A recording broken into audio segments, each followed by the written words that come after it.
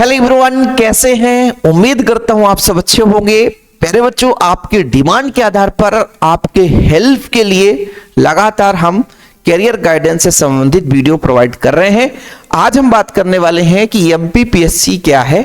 यदि आप एमपीपीएससी का एग्जाम देते हैं तो आप कौन सा जॉब प्राप्त कर सकते हैं, है ना। एमपीपीएससी का क्या महत्व है, कौन सा बच्चा एग्जाम दे सकता है, एग्जाम पैटर्न क्या है ना, किस तरीके से हमको तैयारी करना पड़ेगा, किन बच्चों को तैयारी करना चाहिए, इस पर हम डिटेल्स में चर्चा करेंगे। सबसे पहला प्रश्न प्यारे बच्चों कि एमपीपीएससी क्या कोई जॉब है या कोई नौकरी है? नहीं, है ना। Madhya Pradesh public service commission कहने का मतलब एक प्रकार का एमपीपीएससी एक आयोग है जो कि मध्य प्रदेश के इंदौर में स्थित है। इस आयोग के माध्यम से एमपीपीएससी नाम से एक एग्जाम कंडक्ट कराया जाता है जिसके आधार पर आप कई प्रकार के प्रशासनिक सेवा अधिकारी बनते हैं। जैसे सबसे सरल एग्जाम्पल मैं आपको बता दूं कि आपके तहसील में एक नायब तहसीलदार होता है, एक एसडीएम होता है।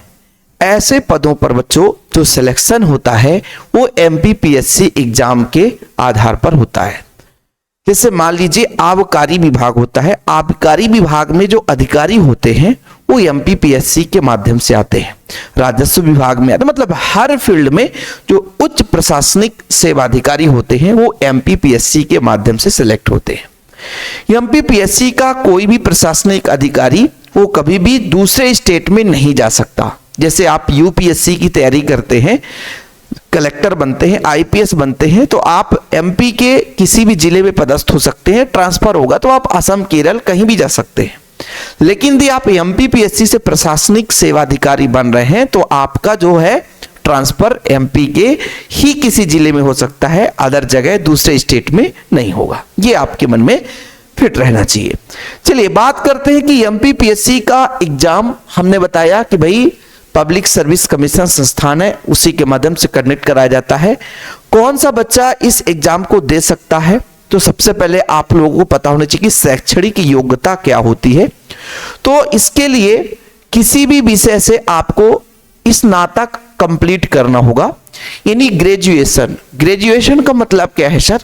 ग्रेजुएशन का मतलब है 3 साल का भैया, चाहे बीएससी कर लो, चाहे बीए कर लो, चाहे बीकॉम कर लो, चाहे बीएलएलबी कर लो, चाहे आप बीटेक कर लो, चाहे एमबीबीएस कर लो, बीएचएमएस कर लो, बीसीए कर लो। ये सारे जो कोर्सेस हैं वो सबके सब ग्रेजुएशन के ही कोर्स हैं। मतलब 3 साल का कोई भी कोर्स होना चाहिए। मिनिमम बच्चों आप सबको पता है कि मिनिमम कितना परसेंट होना चाहिए? मिनिमम 50%। यानी रिजल्ट किसी भी सरकारी नौकरी के लिए आपके पास 12th का 50%, ग्रेजुएशन का 50%, ये कंपलसरी है। इससे कम नहीं होना चाहिए, कुछ छूट मिल जाए बात अलग है।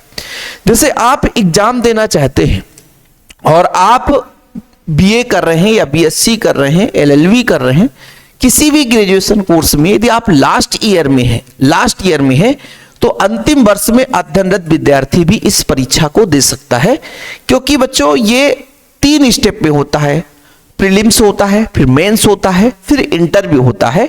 तो प्रीलिम्स के बाद जब मेंस होगा, मेंस इंटरव्यू तक में आपका रिजल्ट आ ही जाता है। एज लिमिट की बात करें तो 21 मिनिमम और 40 ईयर मैक्सिमम, यानी 21 से 40 वर्ष के बीच में जो है एप्लीकेंट वो यहां पर अप्लाई कर सकते हैं। लेकिन जैसे वर्दीधारी पदों में, जैसे डीएसपी का पद है, उसमें लिमिट रखा गया है कि 33 ईयर, यदि अधिकतम 33 साल तक, 40 वर्ष तक आप डीएसपी नहीं बन सकते हो। तो ये अहर्ताएं हैं।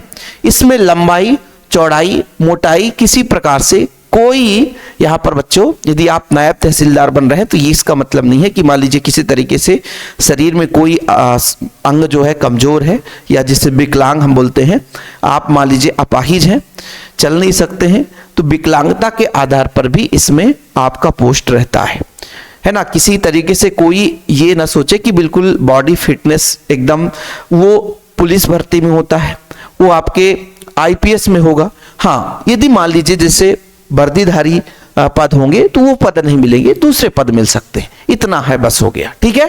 तो यदि कोई बच्चा जैसे आंख से मान लीजिए कुछ 30%, 40%, जैसे किसी की 40% विकलांगता होती है उसके लिए बहुत चांसेस होता है, क्योंकि भाई सीट रिजर्व रहते हैं तो उनका अलग से है ना हो जाता है। इसमें कोई ये नहीं रहता कि यहाँ बिल्कुल शरीर 100% फिट होना चाहिए। चलो आगे बात करते हैं, एमपीपीएससी बनने वाले प्रमुख पद। एमपीपीएससी से कौन कौन से प्रमुख पद हैं? जो टॉप के पद होते हैं, बाकी तो कई सारे पद होते हैं। जैसे बच्चों एसडीएम का पद होता है, इंपॉर्टेंट है। फिर इससे बच्चों आप लोग डिप्टी कलेक्टर तक बन जाते हैं, ठीक है। डीएसपी उप पुलिस अधीक्षक, इसके लिए 33 वर्ष उम्र रखा गया है, मतलब अधिकतम। नायब तहसीलदार बच्चों भू अभिलेख अधीक्षक, ठीक है। वाणिज्य कर विभाग जो टैक्स लेते हैं उसमें अधिकारी बनते हैं। वाणिज्य कर अधिकारिक सीटीओ, सहायक पंजीयक, ये सारे के सारे अधिकारी हैं, बाबू होते हैं ना। जैसे आप लोग देखते हैं कि जिला में जाएंगे, जिला में कलेक्ट्रेट में कई सारे बाबू बैठे रहते हैं ना, वो छोटे मोटे ऐसे ही नहीं आके बैठ जाते हैं भाई, है ना, वो कहीं ना कहीं पीएससी फाइट करके आते हैं। तो ये चीज आप लोगों को याद रखना है कि भाई यदि हमें बड़े पदों पे जाना है तो हमें जनता की सेवा करने का अवसर मिलता है और हमारा नाम भी अच्छा होता है, कद भी अच्छा होता है। जहां पे आप खड़े हो जाते हो ना पीएससी वाली, तो वो 4 लोग आके आपका सेल्फी लेने लग जाते हैं। एक मतलब क्या बताएं, रुतबा वाली जॉब है, मतलब जहां पे खड़े हो जाओ ना तो दबदबा है, दबदबा था, दबदबा बना रहेगा, वो वाली जॉब है। जो बच्चे यदि इसकी तैयारी करके यदि फाइट कर पाते हैं ना, वो ऐसे तो मान लीजिए लाखों में से 1000 स्टूडेंट ही सिलेक्ट होते हैं, 1000 भी नहीं होते भाई। जैसे मान लीजिए 150, 200, 300 पोस्ट तो आती ही हर साल, ज्यादा पोस्ट नहीं आता कि 1000, 2000 पोस्ट आ जाए, कभी कभी 500, 600, 700, है ना, ऐसे पोस्ट आती है। राजस्व विभाग में बात की तो कर लिया। नगर पालिका पंचायत में मुख्य नगर पालिका अधिकारी, सीएमओ जिसे बोलते हैं, ठीक है बच्चों। मुख्य कार्यपालिका अधिकारी सीईओ, ठीक है। अन्य विभाग में जैसे जिला महिला बाल विकास अधिकारी, सहायक संचालक जनसंपर्क स्कूल शिक्षा विभाग, श्रम पदाधिकारी, जिला पंजीयक। कुल मिलाकर के जो बड़े पद होते हैं उनमें एमपीपीएससी के माध्यम से कंडक्ट कराया जाता है। अब जैसे मान लीजिए भोपाल सचिवालय की बात करें, वहां पे जो होते हैं वो यूपीएससी के थ्रू आते हैं। जैसे जिला शिक्षा अधिकारी जो है वो इससे बन सकते हैं। लेकिन यदि हम बात करें जो आपका जिला शिक्षा मंत्री है, जिला शिक्षा मंत्री नहीं कर सकते, मतलब पूरा शिक्षा मंत्री है, उसका जो सचिव होंगे वो यूपीएससी से आते हैं, वो एमपीपीएससी से नहीं आते, ठीक है। मुख्यमंत्री जी के जो सचिव होंगे, जो सलाहकार होते हैं, वो सब यूपीएससी से सेलेक्ट जो होते हैं, वो बड़े रैंक के होते हैं, है ना। लेकिन यदि जैसे आप लोग छोटे मोटे जगह पर जाना चाहते हैं तो फिर आप एमपीपीएससी के माध्यम से हो सकते हैं। इसका चयन कैसे होता है, सबसे बड़ी मुद्दे की बात तो यहीं पे आती है ना कि चयन कैसे होता है। चयन कैसे होता है तो इस पर देखते हैं, देखिएगा। राज्य सेवा परीक्षा 2026 का नोटिफिकेशन है प्यारे बच्चों। ये पहले आपका क्या होता है, प्रीलिम्स होता है, ओएमआर सीट में आपका प्रीलिम्स होता है। फिर बच्चों मुख्य परीक्षा होता है जिसे लिखित परीक्षा कहते हैं, फिर साक्षात्कार जिसे हम इंटरव्यू के नाम से जानते हैं। यानी पहले आपका प्री होता है, फिर दूसरा मेंस होता है, फिर तीसरा इंटरव्यू होता है। पहला आपका प्री, दूसरा मेंस और तीसरा इंटरव्यू। क्लियर? 3 स्टेप में 3 फेज आपको सामना करना पड़ता है। अब थोड़ा सा बदलाव किया गया है एमपीपीएससी में 2026 से। पहले प्यारे बच्चों 2 ही पेपर होते थे और 2 घंटे में मान लीजिए कितने कितने नंबर का होता था, 200 नंबर का होता था। 200 नंबर का 2 पेपर होता था। अब 300 नंबर का पेपर होने लग गया और माइनस मार्किंग होने लग गया 1/3। मतलब यदि एक क्वेश्चन सही है तो 3 नंबर मिले और यदि एक क्वेश्चन गलत है तो -1 नंबर, यानी 1/3 माइनस मार्किंग हो गया है। ये आपका जो द्वितीय प्रश्न पत्र होता है, जो दूसरा पेपर होता है समान अभिरुचि सीसेट जिसे बोलते हैं, ये केवल क्वालिफाइंग है, इसमें आप पास हो जाओ। मेरिट जो बनती है वो आपका बच्चों प्रथम प्रश्न पत्र, क्योंकि भैया अपना पहले जो पहला पेपर है प्रीलिम्स, उसी के आधार पर मेरिट बनेगा। मेरिट का मतलब है कि भाई आपका सिलेक्शन होगा मेंस के लिए, है ना भाई। जैसे मान लीजिए पूरे के पूरे को तो मेंस नहीं दिला देंगे, है ना। जैसे मान लीजिए इंटरव्यू के लिए जैसे 10 सीट है तो इंटरव्यू के लिए आपको 30 लोगों को बुलाएंगे, एक सीट के लिए 3 लोगों को बुलाते हैं। ऐसे ही 10 गुना लगभग, एक सीट का 10 गुना लगभग मेंस के लिए बुलाया जाता है। 10 गुना से ज्यादा भी हो सकता है। तो जैसे मान लीजिए आपका 1000 सीट है तो लगभग 1000 का 10 गुना लगा लो, 10,000 15,000 बच्चों को बुला लेंगे मेंस के लिए। तो कट ऑफ तैयार किया जाता है ना, प्रीलिम्स से। तो ये अपना प्रीलिम्स हो गया। जब हम बात करते हैं मेंस की, जब आप प्रीलिम्स क्वालिफाई कर जाते हैं भाई, पहला तो सीसेट क्वालिफाइंग नंबर है, जो आपका सिलेक्शन होता है मेंस के लिए वो अपना फर्स्ट पेपर से होता है। माइनस मार्किंग भी रहता है, इसमें माइनस मार्किंग नहीं रहता, इसमें माइनस मार्किंग नहीं रहता। इसमें पहला पेपर होता है बच्चों जिसमें इतिहास और भूगोल होता है। इतिहास और भूगोल 150 नंबर का 3 घंटे का पहला पेपर होता है। हिंदी अथवा अंग्रेजी किसी भी माध्यम से आप दे सकते हैं। समान अध्ययन दूसरा जो पेपर है, ये पहला पेपर हो गया। दूसरा पेपर होगा जिसमें राजनीति विज्ञान समाजशास्त्र, ठीक है, तो इसमें भी 150 नंबर 3 घंटे का, ठीक है।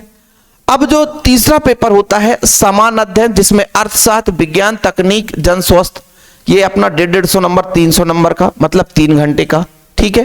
फिर ये समान अध्ययन चतुर्थ प्रश्न पत्र, ये चौथा पेपर है आपका, चौथे दिन होगा, ये भी 150 मतलब 300 नंबर 3 घंटे का। फिर पांचवा जो है वो समान हिंदी और व्याकरण 200 नंबर का 2 घंटे का। फिर छठा जो है आपका हिंदी निबंध, प्रारूप लेखन, ये सारा चीज 100 नंबर का, वो 2.5 घंटे का। और टोटल इस तरीके से 1500 नंबर का आपका मेंस हो जाता है। और फिर इंटरव्यू होता है, जब इसमें से आपका सिलेक्शन होता है तो 185 नंबर का आपका इंटरव्यू होगा। फाइनल आपका सिलेक्शन मेंस और इंटरव्यू के माध्यम से लास्ट में आप लोगों का सिलेक्शन हो जाता है। मतलब वैसे मेंस का जो रिजल्ट है वो ओपन नहीं होता है, जब इंटरव्यू हो जाता है तभी डायरेक्ट होता है। तो इस तरीके से बच्चों मेंस और इंटरव्यू होता है, इसके बाद आपका फाइनल सिलेक्शन हो जाता है। फिर जब अच्छा नंबर आता है तो आपके ऊपर वाले पद जो ऊंचे पोस्ट पर है वो पद मिलते हैं, फिर नीचे वाले पोस्ट मिलते हैं। अब एक चीज मैं आप लोगों से यहां पर अपना राय शेयर करना चाहता हूं। देखिए भाई, मेरे 1-2 ऐसे पहचान के लोग हैं जो कि लगभग 70 से 75% वाले थे और MPPSC क्वालिफाई कर गए हैं, ठीक। कोई बच्चा सोचेगा कि हम 95% पाएंगे तभी कर सकते हैं, हम 90% वाले पास तभी कर सकते हैं, नहीं, ऐसा नहीं है।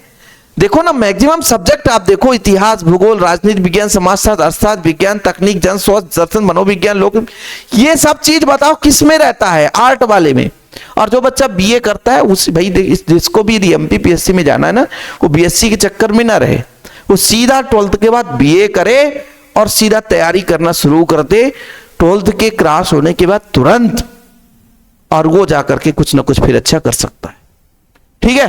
बाकी आप लोगों को और भी जो भी जानकारी चाहिए तो कमेंट करके बताइएगा। लगातार हम आप लोगों के लिए हेल्पफुल कंटेंट ला रहे हैं और लाते रहेंगे। MPPSC की जानकारी आपको क्लियर हो गई होगी कि भाई कौन बच्चा MPPSC कर सकता है, किसकी क्षमता होती है, ठीक है। इसके लिए 5 से 6 घंटा भी आप पर डे पढ़ो ना, 2-3 साल यदि मेहनत कर दो तो आसानी से निकल सकता है, लेकिन उसमें रुचि होना चाहिए कि हमें ऐसा करना है, ठीक है। फिलहाल अभी के लिए इतना ही। जय हिंद, वंदे मातरम।